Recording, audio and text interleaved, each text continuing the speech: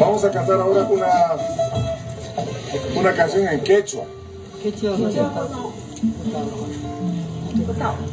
Es el idioma nativo de Cochabamba.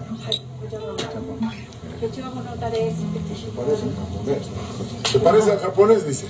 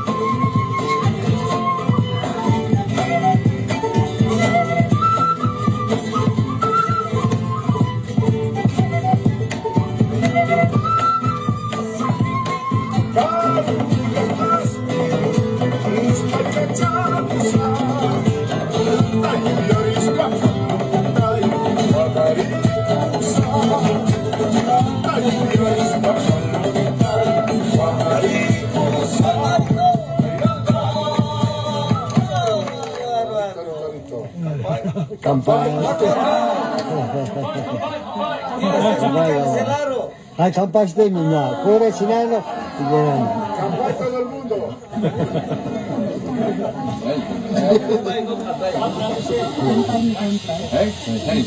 みんななんか飲まなきゃいけないのここで必ず。日本の方もね、あろあろあろって一時中止しといて、でそこでちょっとちっちゃい飲ませるのよ。私たち日本人気がつかないからね。あげなきゃあげなきゃあげなきゃ。そう彼らに飲ませない。